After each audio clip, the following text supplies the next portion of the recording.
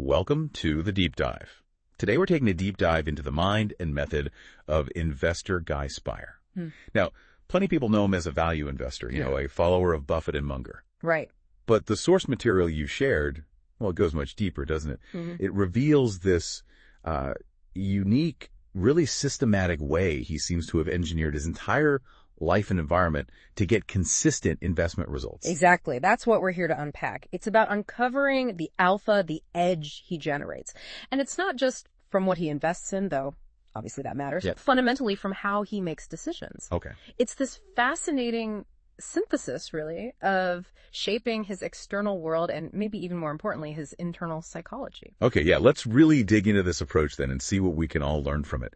So you hear Guy Spier, and like I said, you often think value investing disciple, right? Yeah. Deeply influenced by Buffett and Munger. But the sources you provided, they show that while that foundation is absolutely there, his true edge, what makes him distinctive, seems to come from something much more radical. Is that the right word? I think that's the core thesis here, yeah. His unique alpha isn't just about applying value techniques skillfully. It really stems from this deliberate, almost radical re-engineering of his whole decision-making architecture. He's meticulously constructed his environments where he lives, how he works. He enforces rigorous intellectual honesty on himself, and he's engaged in some pretty deep psychological work, too. It sounds like he's fundamentally trying to build a better, more rational investor out of himself, like engineering the person, not just the portfolio. Precisely. It's all designed to cultivate rationality and ethical conduct, too, over the long haul. The idea is to let compounding work its magic without, psychological interference mudding things up. Right. And crucially, this isn't like a finished project. His education, as he apparently calls it, is an ongoing iterative thing. He's constantly self-correcting, actively sculpting his environment. So the mistakes aren't just losses. They're actually data points that help him refine the system. Absolutely. The sources really highlight the Horsehead Holdings investment, which was painful, a big loss. Yeah. But it wasn't just a failure. It directly triggered adjustments to his process. It led to him creating new checklists, for example, to try and prevent similar errors. And that move to Zurich, that feels like such a huge life decision. But the sources frame it as a very specific, deliberate environmental change designed to improve the quality of his investment thinking. Exactly. It just underscores the point that his edge isn't just static knowledge he got from Graham or Buffett. It's derived from how he continues to learn, adapt, and basically fortify his internal and external systems. His mental operating system, if you like, is constantly being updated and strengthened. And that itself is a major part of his advantage. That's fascinating. Okay, so if that's the overarching philosophy that the decision maker needs as much engineering as the portfolio, how does someone even begin to build a system like that? What are its core components, maybe the foundational pillars? Well, it really has to start with a very clear lens, how he views the world. That's probably pillar number one, his worldview. Okay, and what does that lens show him about, say, the stock market? Is it efficient, rational? Not really, no. Okay. He definitely doesn't see an efficient, perfectly rational machine. He sees markets as these arenas that are deeply swayed by emotion, fear, and greed being the big ones. And that's what creates the opportunities for the rational, patient investor. He echoes Buffett's idea, make the market your servant, not your master. He even compares it to a parimutuel system. Like horse racing odds. Exactly, where the odds shift based on what everyone else is betting. The skill, then, is finding the bets that are mispriced relative to their true probability, hidden within that emotional crowd behavior. Okay, so markets are emotional, driven by fear and greed. What about risk, then? How does he define that? Risk is paramount, but defined very specifically. The absolute cardinal sin is permanent loss of capital. Right, Buffett's rule 1 and 2. Exactly. Never lose money. It's straight out of Graham. Deeply reinforced by Buffett. And for that reason, he's a really staunch opponent of using leverage, either personally or in his fund. Takes it seriously. So seriously that he apparently mentally prepares himself for a potential 50% drop in a stock right after he buys it. That shows you the kind of defensive mindset he's operating with from the get-go. Wow. And where does he see the biggest source of risk or error coming from? Is it external events or He points the finger right back at himself, or rather, at human nature generally. He operates from the premise that humans are just inherently irrational, prone to a whole host of cognitive biases. Okay. So for him, true success requires profound self-knowledge and then the active construction of an environment designed to mitigate these psychological failings. He's even said that the brain itself, the very tool we use to analyze, can be the weakest link. So this worldview, you've got emotional markets, an obsession with avoiding permanent loss, and this deep recognition of human fallibility. It naturally leads him towards a very proactive defensive posture, doesn't it? Yeah. It explains the Zurich move, the strict rules about trading using checklists. Exactly. These aren't just random habits or quirks. They're deliberate tools. They're built to enforce rationality in a world and within a mind that he knows is inherently susceptible to irrationality. It's about building this personal fortress of reason. That makes a lot of sense. Okay, so if that's the foundation, the worldview, what kind of businesses actually make it past his initial screen? That must bring us to the second key pillar. Yeah. The non-negotiable filters he applies. What characteristics does he absolutely demand? Yeah, rigorous requirements here. First off, the business must be understandable to him. He needs to really get the business model, see clear financial reports, recognize the accounting. He's looking for what he calls better businesses at bargain prices. Okay. And these are characterized by outstanding long-term economics. Better businesses at bargain prices. That feels like a key phrase. What does a better business look like in his eyes? Well, he tends to gravitate towards areas he feels he understands deeply. Things like certain consumer brands, maybe education businesses or credit rating agencies. He's looking for companies that have a really powerful economic moat. A sustainable competitive advantage. Businesses that he feels kind of control their own destiny. And paired right alongside that is the classic value principle. Oh, absolutely essential. A significant margin of safety. This is completely non-negotiable. The goal is always to buy assets at a substantial discount to his assessment of their intrinsic value. The classic buying dollar bills for 50 cents idea. Yeah. Because that margin, that discount, is his primary defense against that permanent capital loss he fears so much. He also seems to place a lot of weight on the people involved, doesn't he? Crucial. Yeah, really crucial. He emphasizes partnering with great people. That applies both within the companies he invests in, the management team, and also among his own fund partners. He spends a lot of time scrutinizing management incentives to make absolutely sure they're aligned with shareholders. Right. Even the structure of his own aquamarine fund, with things like a zero management fee option and only annual redemptions, it's designed specifically to attract sophisticated, genuinely long-term investors whose incentives align with his patient, long-term approach. And having learned a hard lesson, that avoidance of leverage is now a very strict filter, too. Rigorously applied. Both at the company level, he's very wary of heavily indebted businesses, and at the fund level, where he avoids portfolio leverage entirely. That painful experience with Horsehead Holdings, where excessive debt was a major factor in its failure, absolutely solidified this as a non-negotiable filter for him. No question. The sources also mentioned something else, something that feels maybe like a more recent or perhaps more personal filter that's emerging in his thinking. Yes, this is fascinating. There seems to be an increasingly explicit ethical consideration filtering in, and also this idea of civilizational value. Civilizational value. Yeah. He stated he's actually passed on investments that looked financially attractive but just didn't sit right with him ethically. He's talked about not wanting to participate in companies that, in his words, don't build civilization. He cited avoiding the coal industry as an example. Interesting. So this adds another layer to how he defines value and suitability. It goes beyond just the financials and the moat. It's about the broader impact. And when you look at his portfolio holdings mentioned in the source material, heavy concentration in finance with names like Berkshire, Amex, Bank of America, plus Mastercard and tech, Ferrari and consumer discretionary, they seem to fit these filters pretty well. They really do. That concentration definitely suggests deep comfort and understanding in those specific sectors. It also shows a willingness to own these really high-quality established businesses with durable franchises that fit his criteria, even if their immediate statistical valuation isn't screamingly cheap in a traditional Graham and Dodd sense. Mm-hmm. It aligns with that better business at a bargain price idea, maybe emphasizing the better business part a bit more than some deep value investors might. Okay, so it's not just what he looks for, but also where he draws his thinking from.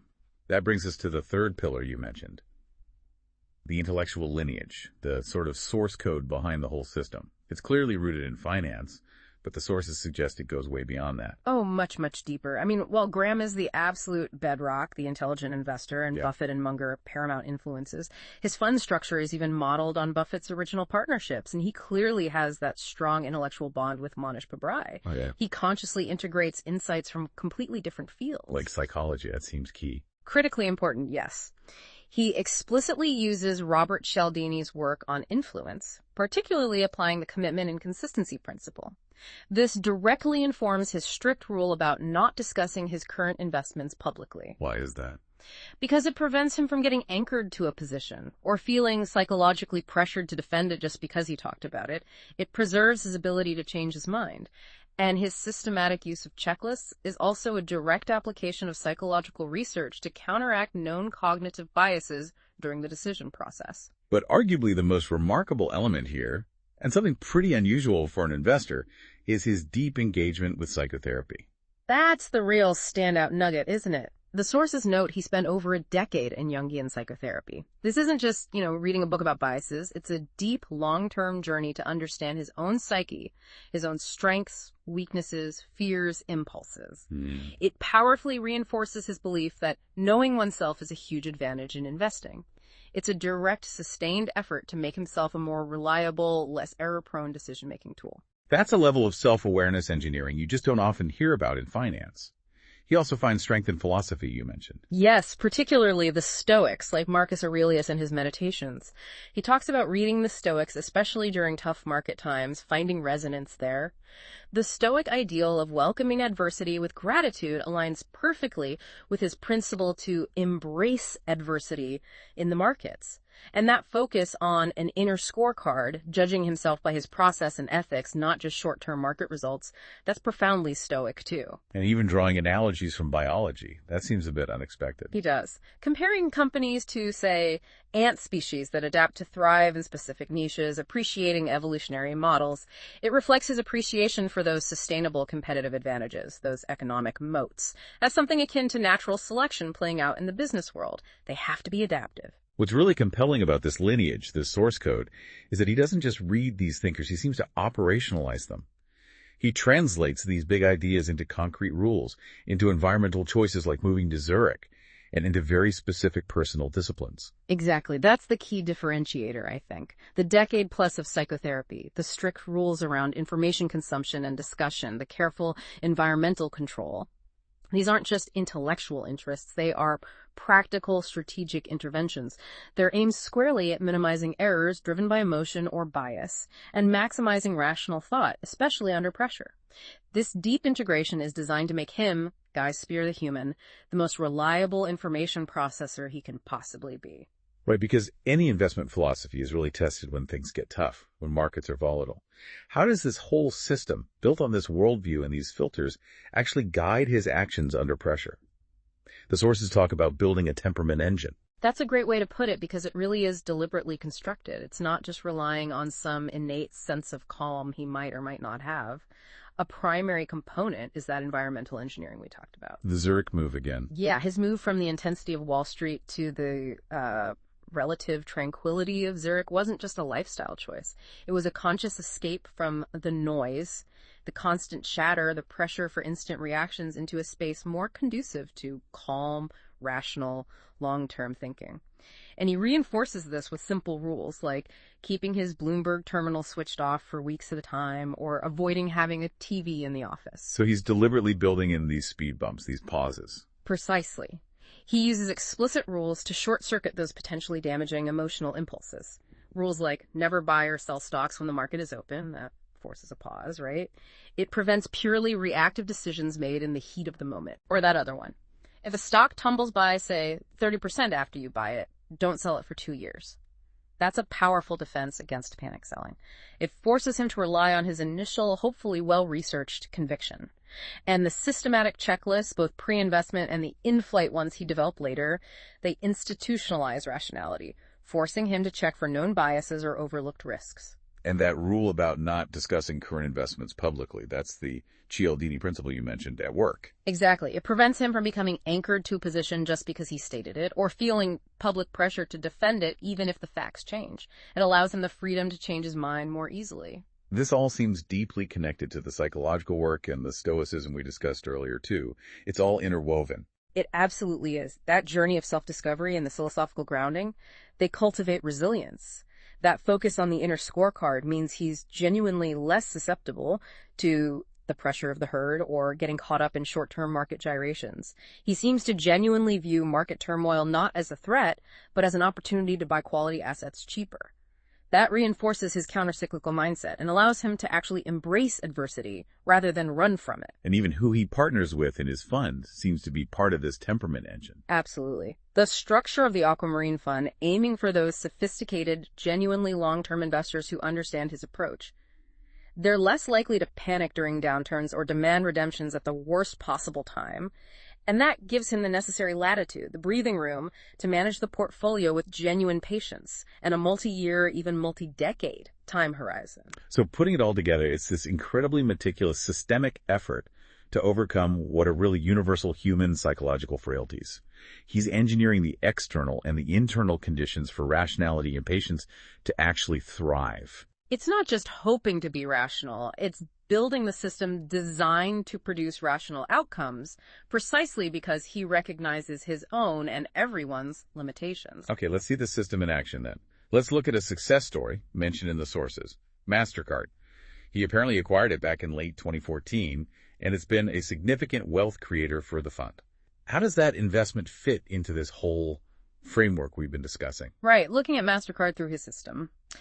His worldview likely saw a market that either underappreciated the incredible durability and scalability of Mastercard's global payment network, or maybe it just offered what he felt was a reasonable price for such a high-quality franchise at that moment.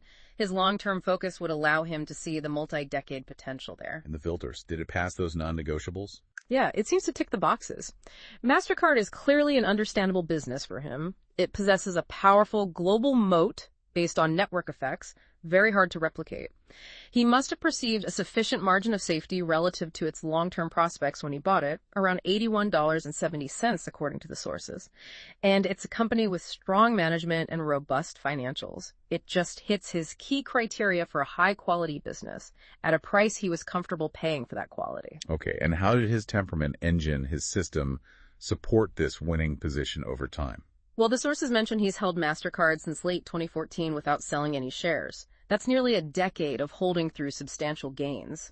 That demonstrates remarkable patience and his ability to do nothing, which he himself views as a critical investment skill. Right, sometimes the hardest thing. Exactly. His rule-based system and long-term orientation clearly supported holding through periods that would have tempted many, many investors to take profits or get shaken out. It also illustrates his comfort investing in businesses that might not look traditionally cheap on day one valuation metrics if he believes they are truly better businesses with durable growth ahead. The focus shifts towards quality and longevity. Okay, now let's flip the coin and look at the other side, the anti-portfolio analysis. The sources provide the Horsehead Holdings failure. This was a significant loss for him back in 2015, ultimately ending in bankruptcy. Yeah, Horsehead was clearly a painful, but in retrospect, absolutely critical learning experience for him and his system. It was a stark, real-world lesson on the dangers of permanent capital loss, particularly when you misjudge risk and, crucially, the impact of leverage. He was very open about calling it a serious mistake, wasn't he? He was, commendably so. He specifically admitted failing to adequately recognize the increasing vulnerability of the company due to its rising debt levels, despite his own strong filter against leverage. He also acknowledged that the initial position size, around 7% of the fund, was simply too large given the spiky or concentrated risk profile associated with building a complex new production facility, combined with volatile commodity price exposure. It was a situation that was changing dynamically, and his process at the time apparently didn't adequately track those changes. So how did his system, his temperament engine, respond to this failure? Did it just break or did it adapt? This is where the system showed its capacity for what you might call anti-fragility. The loss wasn't ignored or swept under the rug, it was treated as invaluable data. It directly triggered a crucial refinement to his process. He actually created the in-flight investment checklist specifically in response to this to better monitor existing holdings for signs of deteriorating fundamentals like increasing debt, operational problems, or shifts in the competitive landscape. So the failure highlighted a weakness, maybe in assessing rapidly changing situations, but the system itself learned and strengthened because of that error. Exactly. It fortified his protocols. He learned from that expensive lesson and actively worked to prevent future boiling frog scenarios, where a situation gradually deteriorates without triggering decisive action until it's too late. Okay, so while this system seems incredibly robust, self-aware, and self-improving, let's apply that red team challenge we talked about. Yeah. Where might this strategy encounter significant headwinds or limitations? What could break it? That's a really good question. No system is perfect, right? One potential area is different market regimes. Think about prolonged periods where momentum or growth stocks dramatically outperform value, like that stealth bear market for many stocks back in 2015, while just a few big tech names soared. His disciplined value approach could lead to significant underperformance in those kinds of environments. What about environments like the everything bubble some people talked about, or just persistently low interest rates for years? That makes finding a sufficient margin of safety incredibly hard. His discipline might lead him to hold substantial cash, which could cause him to lag market rallies significantly. Or, potentially worse, he might be tempted into value traps, stocks that look cheap statistically but are actually cheap for very good reasons, like structural decline. Also, rapid, liquidity-driven market recoveries that aren't really tied to improving fundamentals might also see him left behind initially. His filter is explicitly understandable businesses. Does that become a vulnerability in a world increasingly driven by complex, fast-moving technological shifts? This is arguably the most significant challenge, I think. If the dominant source of future value creation shifts decisively towards highly complex, rapidly evolving sectors that he deems unknowable, and, think cutting-edge AI, quantum computing, advanced synthetic biology, then his understandable filter could become a major impediment. Right. He's been quite candid, according to the sources, about being confused about AI, for example.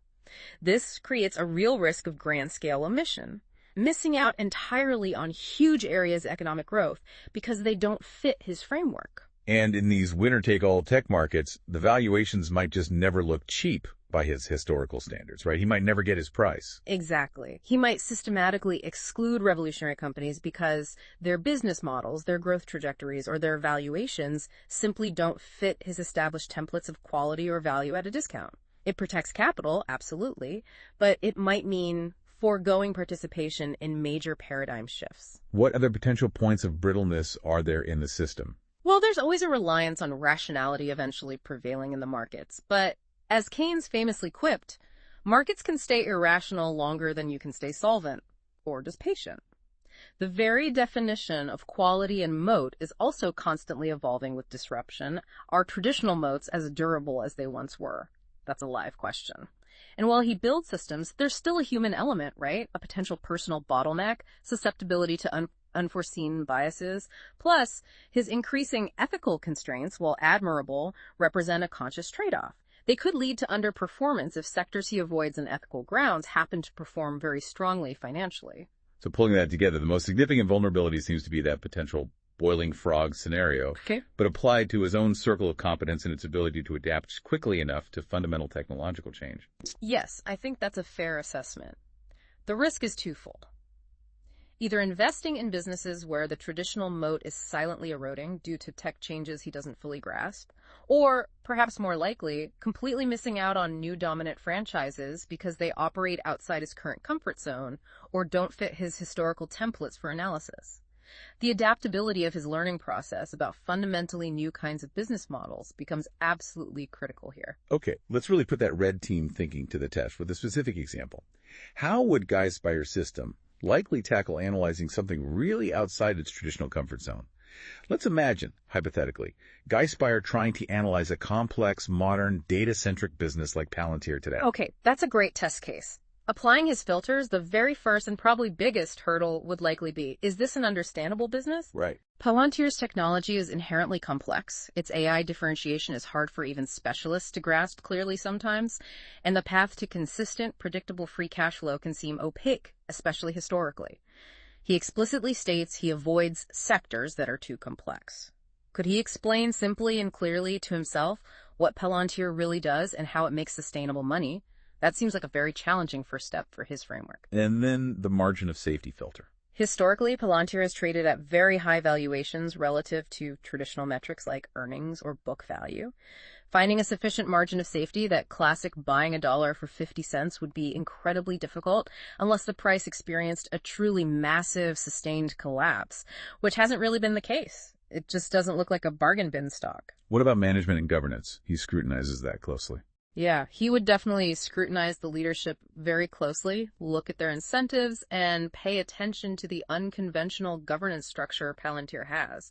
That structure might raise questions for him through his place center court principle, which values clear, transparent, and shareholder-aligned management structures. Leverage and ethics. Quick checks there. He'd perform his standard balance sheet check for excessive leverage, unlikely to be a major issue there, perhaps. But on ethics, he'd have to seriously consider the significant government and defense contract work. Does that work, in his view, build civilization? That's entirely subjective, of course, but it's now a necessary filter he applies. It would require consideration. And the moat. Is the tech advantage durable in such a rapidly evolving field like AI and data analysis? That would be a huge question mark for him. He'd have to assess the stickiness of their government and enterprise customer base versus the constant innovation from competitors. Is it a truly lasting moat, or could competitors eventually replicate or leapfrog their capabilities? That's very hard to judge from the outside in such a dynamic tech space. Okay, so putting all those pieces together, based on his known system, his aversion to complexity, his admitted confusion about AI, the historical difficulty finding a traditional margin of safety, the potential opacity of the business model for an outsider. What's the likely conclusion of this simulated Spier analysis of Palantir?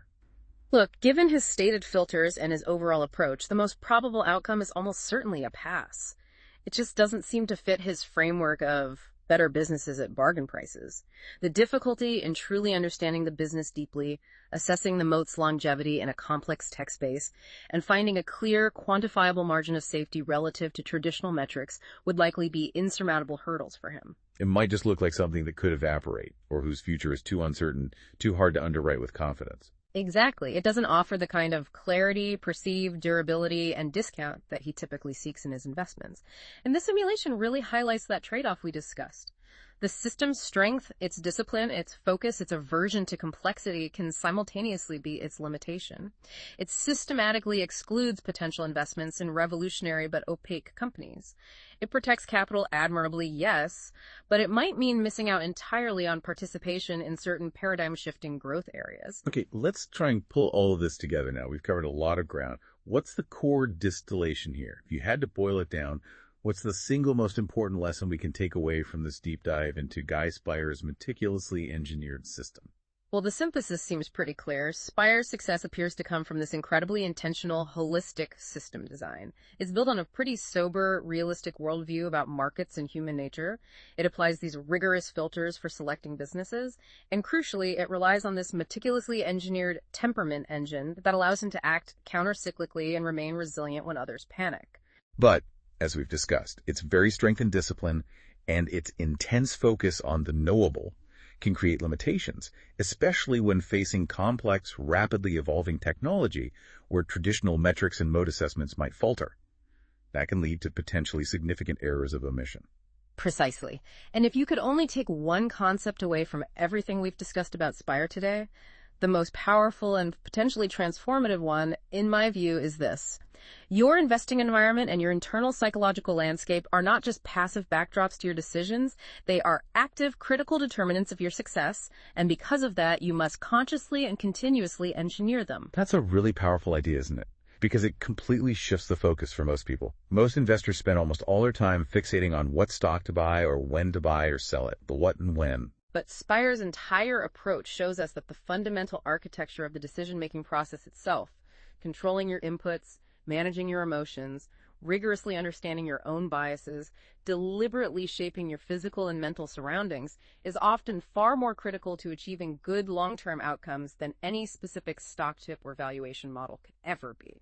So his move to Zurich, his strict personal rules about consuming information or discussing investments, his decade-plus commitment to psychotherapy, these aren't just interesting personal quirks. Not at all. They are strategic interventions. They're carefully designed parts of the system, aimed squarely at minimizing the kinds of errors driven by emotion, noise, and cognitive biases that derail most investors over time.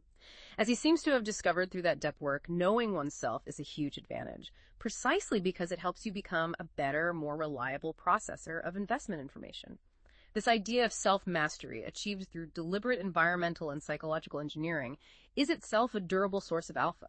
It's taking a proactive stance on managing the biggest variable in the equation yourself. So, the really profound idea we're left with, then, is that the real, maybe the hardest, work of investing might start not with looking out at the markets and fiddling with spreadsheets, but actually with looking inward and actively shaping ourselves and our surroundings to become better, more rational decision makers. And that raises a really important question for you, the listener, doesn't it? Thinking about your own process, what aspect of your own investment environment, whether it's physical, informational, or even your internal psychological landscape, could you start consciously engineering starting today?